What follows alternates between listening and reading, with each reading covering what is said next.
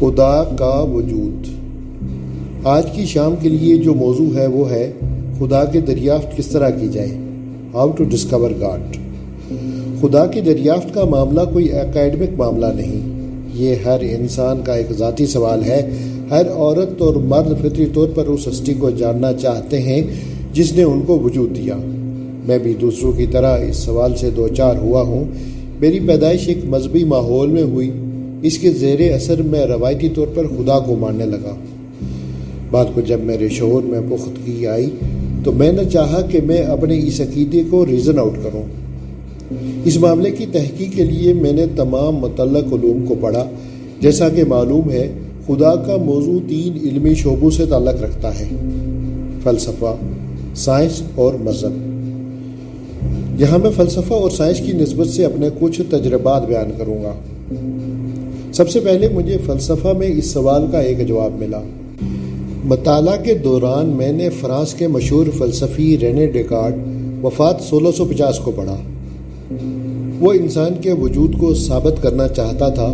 اس نے کہا، میں سوچتا ہوں اس لیے میں ہوں، I think therefore I am۔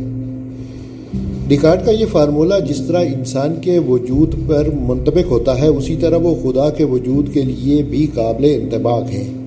میں نے اس قول پر مزید اضافہ کرتے ہوئے کہا کہ انسان کا وجود خدا کے وجود کو قابل فہم بناتا ہے۔ Existence of man makes the existence of God understandable۔ خدا کے وجود کے بارے میں یہ میرا پہلا فلسفیانہ استدلال تھا۔ میں نے کہا کہ میرا وجود ہے، اس لیے خدا کا بھی وجود ہے۔ I am, therefore God is۔ فلسفہ کی تاریخ کا مطالعہ بتاتا ہے کہ تقریباً تمام فلسفی کسی نہ کسی طور پر ایک برتر ہستی کا اقرار کرتے تھے۔ چنانچہ انہوں نے خدا کا لفظ استعمال کرنے سے اعتراض کیا، لیکن کچھ دوسرے الفاظ بول کر وہ خدا جیسی ایک ہستی کی موجودگی کا اعتراف کرتے رہے۔ مثلاً جرمنی کے مشہور فلسفی فریڈرک ہیگل وفات 1831 نے اس برتر ہستی کو ورلڈ اسپرٹ کا نام دیا وغیرہ۔ اس کے بعد میں نے چاہا کہ میں سائنسی طریقے استدلال کے ذریعے اس معاملے کی تحقیق کروں۔ سائنسی مطالعہ میں جو مسلمہ طریقہ استعمال کیا جاتا ہے وہ مشاہدات پر مبنی ہوتا ہے، مگر اس مشاہداتی استدلال کے 2 دور ہیں۔ سائنس کا مطالعہ جب تک عالم کبیر میکرو ورلڈ تک محدود تھا، اس وقت تک اس استدلال کا صرف ایک طریقہ رائج تھا، لیکن جب سائنس کا مطالعاتی سفر عالم صغیر مائکرو ورلڈ تک پہنچ گیا تو اس استدلال میں ایک تبدیلی واقع ہوئی۔ وہ یہ کہ پہلے اگر مشاہداتی استدلال آبزرویشنل آرگومنٹ کو درست مانا جاتا تھا، تو اب استنباطی استدلال انفیرنشل آرگومنٹ کو بھی یکساں طور پر ویلڈ درست مانا جانے لگا۔ یعنی پہلے اگر آرگومنٹ فرام سین ٹو سین کا اصول رائج تھا، تو اب آرگومنٹ فرام سین ٹو ان سین کا اصول بھی درست استدلال کی حیثیت سے تسلیم کر لیا گیا۔ ان دونوں طریقوں کو فنی زبان میں اس طرح بیان کیا جا سکتا ہے: number 1، observation, hypothesis, verification. Number 2، hypothesis, observation, verification. ایک سادہ مثال سے اس معاملے کی عملی وضاحت ہوتی ہے۔ مثلاً آپ سیب کو شمار کرنا چاہتے ہیں تو آپ کہتے ہیں 2 سیب جمع 2 سیب برابر 4 سیب۔ یہ مشاہداتی استدلال کی ایک مثال ہے۔ دوسرے استدلال کی مثال یہ ہے کہ نیوٹن وفات 1727 نے دیکھا کہ ایک سیب درخت سے گر کر نیچے آیا۔ یہ ایک مشاہدہ تھا۔ اس نے سوچنا شروع کیا کہ سیب درخت سے ٹوٹ کر اوپر کیوں نہیں گیا، وہ نیچے کیوں آ گیا۔ اس سوچ کے بعد وہ ایک استنباط تک پہنچا، وہ یہ کہ زمین میں قوت کشش ہے۔ اس کے بعد اس نے دوسرے متعلق شواہد ریلیونٹ ڈاٹا کا جائزہ لیا تو اس بات کی تصدیق ہو گئی کہ اس کا استنباط درست ویلڈ تھا۔ سائنسی میتھڈالوجی کو سمجھنے کے لیے میں نے بہت سی کتابیں پڑھی۔ یہاں میں ایک کتاب کا حوالہ دینا چاہتا ہوں۔ یہ مشہور برٹش فلسفی برٹرنڈ رسل وفات 1970 کی کتاب ہیومن نالج ہے۔ اس کتاب میں مصنف نے بتایا ہے کہ علم کی 2 قسمیں ہیں: چیزوں کا علم، سچائیوں کا علم، knowledge of things, knowledge of truths. چیزوں کی دریافت میں مشاہداتی طریقہ استدلال کارآمد ہے، لیکن خدا کے وجود کا معاملہ سچائی کے موضوع سے تعلق رکھتا ہے، اس لیے اس معاملے میں وہی استدلال قابل انطباق ہے جس کو استنباطی استدلال انفرنشل آرگومنٹ کہا جاتا ہے۔ غالباً 1965 کی بات ہے، میری ملاقات ایک اعلیٰ تعلیم یافتہ شخص سے ہوئی۔ وہ فلسفہ کے پروفیسر تھے۔ ان سے خدا کے وجود کے بارے میں گفتگو ہوئی۔ گفتگو کے دوران انہوں نے ایک سوال کیا۔ انہوں نے کہا کہ خدا کے وجود کو ثابت کرنے کے لیے آپ کے پاس کرائیٹیرین کیا ہے؟ What criterion do you have to prove the existence of God؟ میں نے جواب دیا، وہی کرائیٹیرین جو آپ کے پاس اس نوعیت کی کسی چیز کو ثابت کرنے کے لیے ہو۔ Same criterion that you have to prove anything else۔ اس کے بعد میں نے ان کے سامنے مذکورہ طریقہ استدلال کی وضاحت کی۔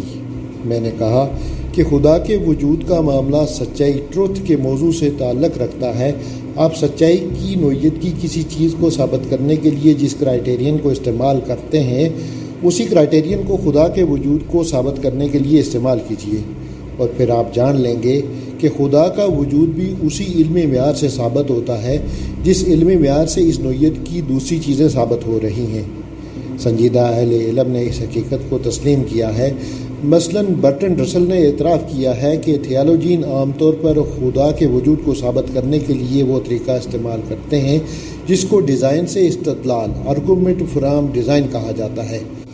برٹن رسل کے مطابق یہ طریقہ اپنی نوعیت کے اعتبار سے پورے معنوں میں سائنسی منطق سائنٹیفک لاجک پر مبنی ہے، اس لیے یہ استدلال اصولی طور پر اتنا ہی حقیقی ہے جتنا کوئی دوسرا سائنسی استدلال۔ اس استدلال کا خلاصہ یہ ہے: Where there is a design, there is designer, and when designer is proved, the existence of God is also proved۔ اشیاء کا سائنسی مطالعہ 1609 میں شروع ہوا، جبکہ اطالوی سائنسدان گلیلیو وفات 1642 نے ابتدائی دوربین کے ذریعے ستاروں کا مشاہدہ کیا۔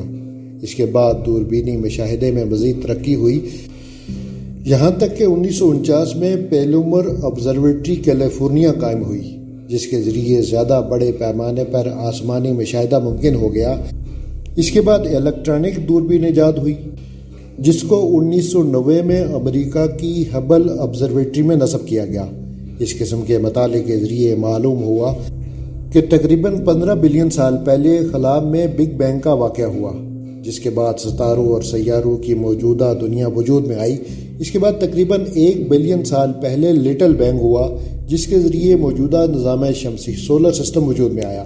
اس کے بعد سیارہ ارض پر واٹر بینگ ہوا اور زمین پانی سے بھر گئی۔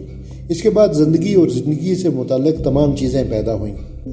بگ بینگ کے واقعے کے مزید مطالعے کے لیے 1999 میں امریکہ کے ادارہ ناسا نے ایک خصوصی satellite cosmic back ground explorer خلا میں بھیجا۔ اس سیٹلائٹ نے بالائی خلا کی جو تصویریں بھیجی ہیں ان سے معلوم ہوا ہے کہ کائنات کے بیرونی حصے میں لہردار سطحیں رپلز موجود ہیں۔ تصویر میں ان لہروں کو دیکھ کر ایک مغربی سائنسدان بولٹزمن نے کہا، وہ کون خدا تھا جس نے یہ نشانیاں لکھ دی؟ Who was the God who wrote these signs؟ یہ بات صرف بگ بینگ سے نکلی ہوئی لہروں تک محدود نہیں ہے، بلکہ کائنات میں پھیلی ہوئی بے شمار چیزوں کا معاملہ بھی یہی ہے۔ ایک سنجیدہ انسان جب کائنات کا مطالعہ کرتا ہے تو وہ کہہ اٹھتا ہے، وہ کون خدا تھا جس نے ان تمام نشانیوں کو لکھا؟ Who was the God who wrote all these signs؟ کائنات کا جب سائنسی مطالعہ کیا جاتا ہے تو معلوم ہوتا ہے کہ پوری کائنات ایک بے نقص زیرو ڈیفیکٹ کائنات ہے۔ وسیع خلا میں بے شمار ستارے اور سیارے مسلسل طور پر حرکت میں ہیں، مگر ہمارے شہروں کے برعکس خلا میں کوئی ایکسیڈنٹ نہیں ہوتا۔ گویا کہ عظیم خلا میں نہایت وسیع پیمانے پر ایک ایکسیڈنٹ فری ٹریفک قائم ہے۔ ہماری زمین پر نیچر روزانہ بہت سے واقعات ظہور میں لا رہی ہے۔ یہ گویا ایک عظیم صنعتی نظام ہے، مگر یہ نظام زیرو ڈیفیکٹ انڈسٹری کی سطح پر چل رہا ہے۔ یہ بے مثال کائناتی کنٹرول اور یہ آفاقی توازن پکار رہا ہے کہ بلا شبہ اس کے پیچھے ایک عظیم خدا ہے جو ان واقعات کو ظہور میں لا رہا ہے۔ کائنات میں واضح طور پر ایک ذہین منصوبہ بندی انٹیلیجنس پلاننگ پائی جاتی ہے۔ ایک چھوٹے سے ذرے سے لے کر عظیم کہکشانی نظام تک یہ منصوبہ بندی نمایاں طور پر ہمارے مشاہدے میں آتی ہے۔ یہ منصوبہ بندی بلا شبہ اس بات کا ثبوت ہے کہ اس کائنات کے پیچھے ایک بہت بڑا ذہن کار فرما ہے۔ یہ عقیدہ اتنا ہی سائنسی ہے جتنا کہ ایکس رے کی قابل مشاہدہ تصویر کو دیکھ کر ناقابل مشاہدہ ایکس ریز کے وجود کو ماننا۔ موجودات کے مشاہدے سے ایک عظیم حقیقت یہ سمجھ میں آتی ہے کہ اس میں جگہ جگہ یکسانیت کے ساتھ استثناء ایکسپشن امڈسٹ یونیفارمٹی کی مثالیں موجود ہیں۔ استثناء اس کو کہا جاتا ہے جو عام قانون کے خلاف ہو، جو عام قانون کی پابندی نہ کرے۔ Exception that does not follow the rule۔ Nature میں اس معاملے کی ایک سادہ مثال یہ ہے کہ ہر عورت اور مرد کے ہاتھ کی 5 انگلیاں ہوتی ہیں۔ یہ انگلیاں ہر ایک میں یکساں طور پر ہوتی ہیں، لیکن ہر ایک کے ہاتھ میں اس کے انگوٹھے کا نشان فنگر پرنٹ ایک جیسا نہیں ہوتا۔ ہر ایک کا نشان دوسرے کے نشان سے الگ ہوتا ہے۔ اس عموم میں یہ استثناء ایک برتر ہستی کی بالقصد مداخلت کے بغیر ممکن نہیں۔ نیچر میں اس قسم کی مثالیں پائی جاتی ہیں۔ سائنسدانوں کے اندازے کے مطابق خلا میں تقریباً 125 بلین کہکشائیں موجود ہیں۔ ہر کہکشاں گلیکسی کے اندر تقریباً 200 بلین ستارے پائے جاتے ہیں، لیکن شمسی نظام سولر سسٹم ایک استثنائی نظام ہے جو صرف ہماری اس قریبی کہکشاں میں پایا جاتا ہے جس کو ملکی وے کہا جاتا ہے۔ عظیم کائنات میں یہ استثناء ایک طاقتور ہستی کی بالقصد مداخلت کے بغیر نہیں ہو سکتا۔ ایکسپشن مین intervention, and when intervention is proved, intervener is also proved, and intervener is only the other name of God. ہماری کہکشاں جس میں شمسی نظام واقع ہے وہ اس نوعیت کی ایک انوکھی مثال ہے۔ مطالعہ بتاتا ہے کہ اس کہکشاں کا درمیانی حصہ ناقابل برداشت حد تک گرم ہے۔ اگر ہمارا شمسی نظام کہکشاں کے درمیانی حصے میں ہو تو ہماری زمین پر کسی قسم کی زندگی اور نباتات کا وجود ہی ممکن نہ رہے۔ لیکن عجیب بات ہے کہ ہمارا شمسی نظام کہکشاں کے کنارے واقع ہے، اس بنا پر وہ کہکشاں کے پرخطر درمیانی ماحول کے اثر سے بچا ہوا ہے۔ یہ استثناء واضح طور پر ایک منصوبہ بند مداخلت کا ثبوت ہے، اور منصوبہ بند مداخلت بلا شبہ خدائے برتر کی موجودگی کا ثبوت ہے۔ ہمارے شمسی نظام کے اندر بہت سے سیارے پلانٹس پائے جاتے ہیں۔ انہی میں سے ایک سیارہ وہ ہے جس کو زمین کہا جاتا ہے۔ دوسرے تمام سیارے اپنے مدار آربٹ پر گھومتے ہیں، مگر ہماری زمین اپنے مدار پر گردش کرتے ہوئے اپنے محور ایکسس پر بھی گھومتی ہے۔ زمین کی یہ دوہری گردش ڈبل روٹیشن ایک انتہائی استثنائی گردش ہے جو کسی بھی ستارے یا سیارے میں نہیں پائی جاتی۔ یہ استثناء اس کے بغیر ممکن نہیں کہ اس کے پیچھے ایک ایسے برتر عامل کو تسلیم کیا جائے جس نے اپنی خصوصی مداخلت کے ذریعے یہ بابانی استثناء خلا میں قائم کر رکھا ہے۔ ہماری زمین پر استثناء کی ایک ایسی انوکھی مثال پائی جاتی ہے جو ساری کائنات میں کہیں بھی موجود نہیں۔ یہ لائف سپورٹ سسٹم ہے۔ اس لائف سپورٹ سسٹم کے بغیر انسان کا یا کسی نوع حیات کا وجود ممکن نہ تھا۔ لائف سپورٹ سسٹم کا یہ استثنائی نظام خدا کی موجودگی کا ایک ایسا ثبوت ہے جس کا انکار کوئی سنجیدہ انسان نہیں کر سکتا۔ البرٹ آئنسٹائن وفات 1955 کو 20ویں صدی عیسوی کا سب سے بڑا سائنسی دماغ مانا جاتا ہے۔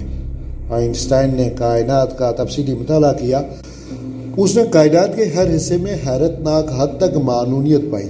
یہ دیکھ کر اس نے کہا کہ عالم فطرت کے بارے میں سب سے زیادہ ناقابل فہم بات یہ ہے کہ وہ قابل فہم ہے۔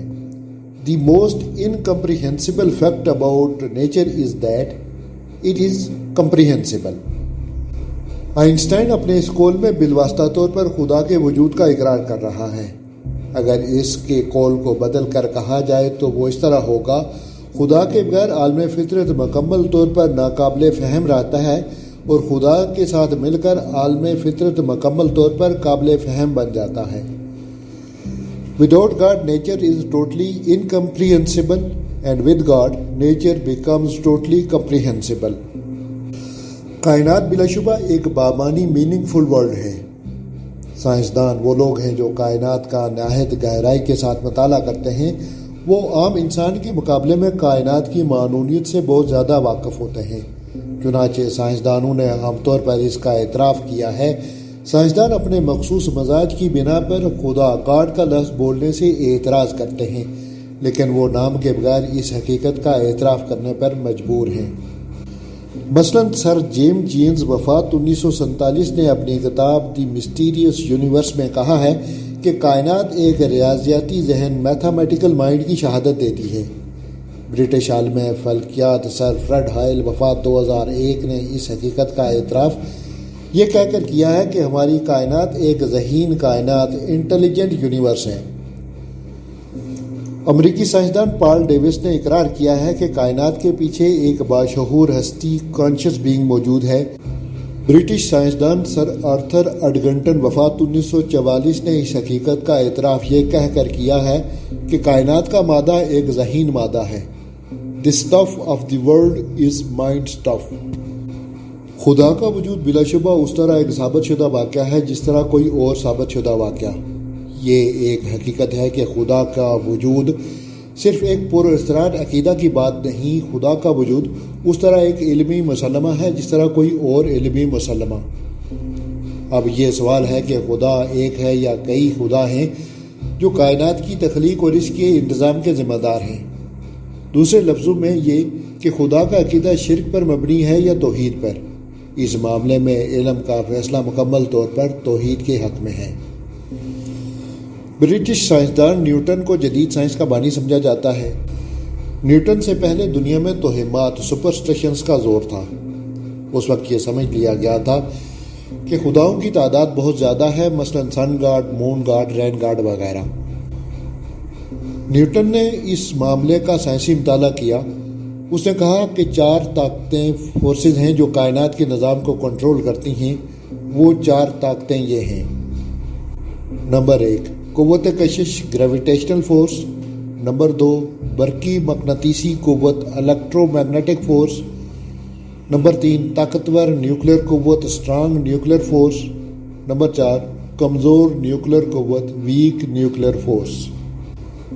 مگر سائنسی مطالعے کے ذریعے جو دنیا دریافت ہوئی اس میں اتنی زیادہ ہم آہنگی ہارمونی پائی جاتی تھی کہ یہ ناقابل تصور تھا کہ اتنی زیادہ ہم آہنگ کائنات کو کئی طاقتیں کنٹرول کر رہی ہوں۔ اس لیے سائنسی ذہن اس تعدد پر مطمئن نہ تھا۔ مختلف سائنسدان اس تعداد کو گھٹانے کے لیے کام کر رہے تھے، یہاں تک کہ 1979 میں ایک نئی تحقیق سامنے آئی۔ اس تحقیق کے مطابق کائنات کو کنٹرول کرنے والی طاقتیں 4 نہیں بلکہ وہ صرف 3 تھیں۔ اس دریافت تک پہنچنے والے 3 نوبل انعام یافتہ سائنسدان تھے۔ ان کے نام یہ ہیں: شیلڈن گلاشو پیدائش 1932، اسٹیفن وینبرگ پیدائش 1933، ڈاکٹر عبدالسلام وفات 1996۔ تاہم سائنسی ذہن 3 کی تعداد پر بھی مطمئن نہ تھا۔ وہ اس تعداد کو مزید گھٹا کر 1 تک پہنچانا چاہتا تھا۔ یہ کام برٹش سائنسدان اسٹیفن ہاکنگ پیدائش 1942 کے ذریعے انجام پایا۔ اسٹیفن ہاکنگ نظریاتی سائنس میں سب سے بڑا زندہ سائنسدان مانا جاتا ہے۔ اس نے پیچیدہ ریاضیاتی حساب میتھمیٹیکل کیلکولیشن کے ذریعے یہ ثابت کیا کہ صرف ایک طاقت فورس ہے جو پوری کائنات کو کنٹرول کر رہی ہے۔ یہ نظریہ اب تعلیم یافتہ طبقے کے درمیان ایک مسلمہ کے طور پر مان لیا گیا ہے۔ عمومی زبان میں اس کو سنگل سٹرنگ نظریہ، سنگل سٹرنگ تھیوری کہا جاتا ہے۔ سنگل سٹرنگ نظریہ گویا کہ ایک خدا توحید الہ کے عقیدے کے حق میں ایک سائنسی بنیاد فراہم کرتا ہے۔ وہ مذہبی عقیدے کو علمی مسلمہ کی حیثیت دے رہا ہے۔ اب خالص سائنس کی بنیاد پر یہ کہا جا سکتا ہے کہ اس کائنات کا ایک خدا ہے، یہ خدا ایک ہے اور صرف ایک۔ The concept of God is purely a scientific concept and this God is one and one alone. Note: یہ تقریر انگریزی زبان میں 9 مئی 2009 کو انڈین انٹرنیشنل سینٹر نئی دہلی کے ایک پروگرام میں کی گئی۔